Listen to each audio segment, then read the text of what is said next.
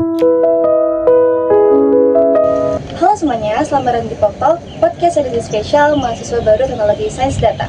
Pada episode kali ini, kita bakal ngobrolin seputar apa aja sih tantangan mahasiswa TSD di tengah-tengah kemajuan AI, media sosial, dan industri hiburan. Sebelumnya, kenalin, aku Angelia dari TSD 25 sebagai host, dan di sini tentunya aku nggak sendirian, aku bersama teman aku yang bakal jadi teman ngobrol kita pada siang hari ini. Halo semua, kenalin nama aku Fahri Habibie Rahman, mahasiswa teknologi sains data angkatan 2025. Salam kenal. Oke, langsung aja kita tanya ke topik yang pertama ya. Menurut Fahri sendiri, kira-kira apa sih fokus dari TSD itu sendiri? Fokus TSD materinya nih. Iya, benar. Oke. Menurut pahamanku ya, teknologi sains data itu kan gabungan antara statistik dengan pemrograman. Jadi sains data itu mengolah data, menganalisis, dan nantinya menginterpretasikan hasil pengolahan data itu menjadi informasi yang bermanfaat untuk pengambilan keputusan yang berbasis data itu sendiri. Tapi sebenarnya untuk fokus materi dari TSD itu ada 3. Yang pertama itu ada statistik dan matematika. Nah, kalau buat anak TSD itu biasanya ini adalah basic. Jadi mereka harus tahu statistik dan matematika untuk memahami data, membaca pola, dan nanti akhirnya bisa lanjut ke pemrograman Nah, untuk pemrograman di sini biasanya anak-anak mahasiswa TSD itu menggunakan bahasa Python dan R yang mereka olah datanya untuk menarik suatu kesimpulan ataupun membaca pola. Dan yang ketiga, nah biasanya di sini yang paling tertarik nih, yaitu machine learning dan AI. Nah, untuk machine learning dan AI ini mungkin mahasiswa TSD itu kan belajar supervised dan unsupervised learning, terus apalagi ya, deep learning juga, dan hal-hal lainnya lah yang berkaitan dengan AI gitu. Oh, berarti kalau lihat dari jawabannya Fahri nih, kan ada tiga pilar tadi ya. Berarti itu bisa disebutkan kayak gabungan jurusan dari kayak mapel jurusan IPA ke SMA gitu, ya, sama benar. dipadu-padanin sama yang kayak AI gitu ya. Ya, kalau di SMA lebih tepatnya sih matematika lanjutan ya. Oh iya. Namanya matematika diskrit. Oke. Terus ngomong-ngomong soal AI nih, kira-kira menurut kamu itu kayak seberapa penting sih AI di dunia TSD itu? Dan kira-kira perlu nggak sih mahasiswa TSD itu kayak ngerasa up to date atau kayak wah aku nggak boleh nih ketinggalan sama AI, aku harus up to date gitu? Apa gimana gitu menurut kamu? Pastinya penting ya, karena kan kita mahasiswa ini yang penggerak, yang meng-create lah istilahnya, bukan yang konsumsi teknologinya. Jadi sebagai mahasiswa TSD itu kan membuat model AI ya, jadi kita harus tahu update informasi teknologi ataupun algoritma terbaru yang bisa memudahkan mahasiswa TSD untuk memudahkan proses pekerjaannya, baik itu dalam mengolah data ataupun nanti membuat visualisasi. Contohnya itu ada AutoML. Nah, AutoML itu dia berfungsi buat kita ngasih dataset. Nah, jadi AutoML itu udah otomatis milihin algoritma, mengolah, menganalisis, dan nanti interpretasi buat mahasiswa TSD ini lebih kembangkan lebih lanjut di visualisasi gitu. Oke, terus setelah kita bahas AI nih, kita bakal lanjut ke selanjutnya itu media sosial.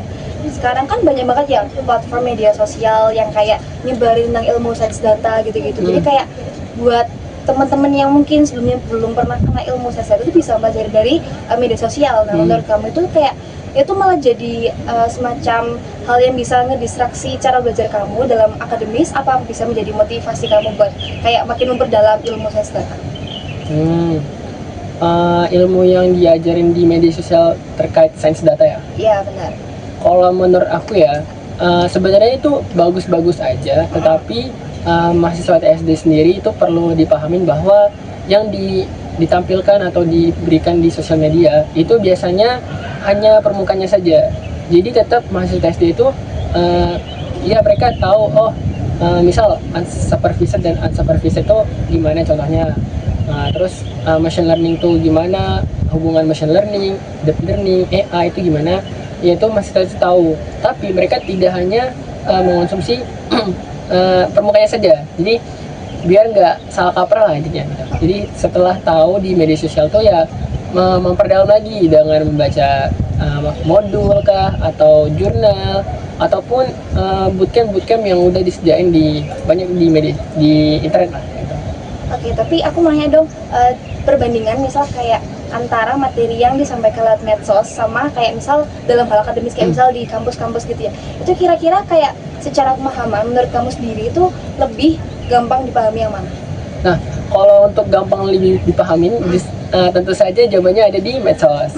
Kenapa? Karena kalau di media sosial itu biasanya konten kreator itu udah mengemas informasi ataupun materinya secara lebih mudah dipahami lah untuk membaca. Jadi kayak kalau di kuliah kan biasanya cuma teks dan bentuk algoritmanya ataupun visualisasi scatter plot apa segala macamnya.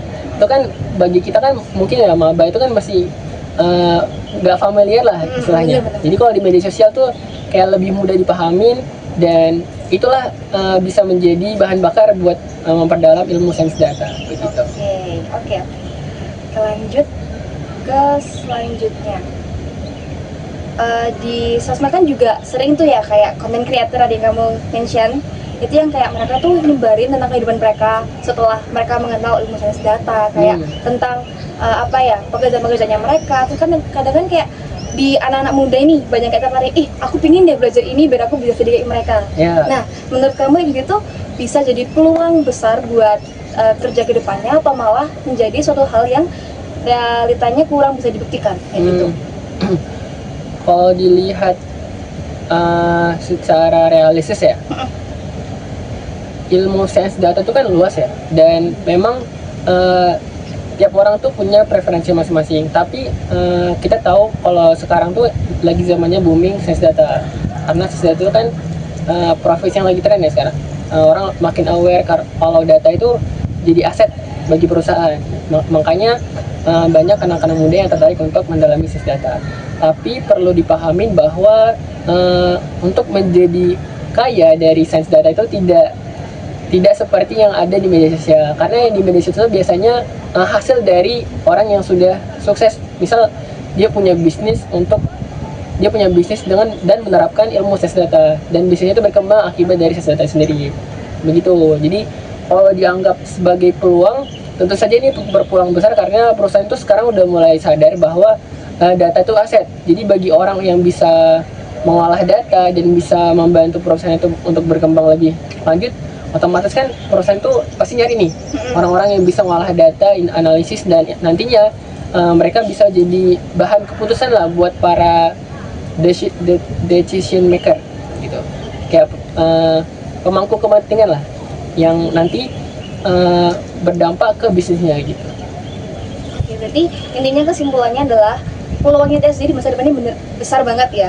Besar banget, tapi juga balik lagi tergantung orangnya masing-masing. Oke, mungkin dari penjelasan Farid tadi udah cukup jelas ya. Cuman mungkin kalau misalnya Farid mau nambahin lagi buat pesan buat teman-teman yang mungkin di masa depan bakal tertarik join TSD, boleh disampaikan?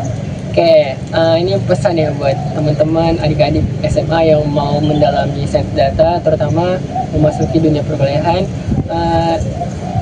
Yang pertama itu motivasi diri. Tentu saja ini menjadi bahan landasan kita untuk bisa konsisten belajar sains data, karena sains data itu sendiri ada banyak cabangnya, dan nanti semua orang yang belajar sains data itu punya spesialisasi masing-masing. Misal ada yang geospasial, ada yang fokus ke vision komputer gitu, dan lain-lain. Jadi teman-teman bisa explore dulu, teman-teman bisa belajar mandiri atau tidak, dan nanti milih mana sih bidang atau spesialisasi yang tertarik buat teman-teman.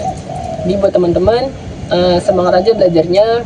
Sains data itu seru kok, dan pastinya nanti bakal banget dibutuhin oleh perusahaan, dan gaji dari profesi sains data itu sendiri cukup menjanjikan ya.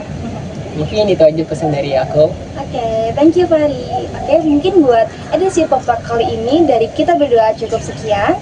Terima kasih sudah mendengarkan Pop-Talk. Sampai jumpa di masa depan dengan data. See you.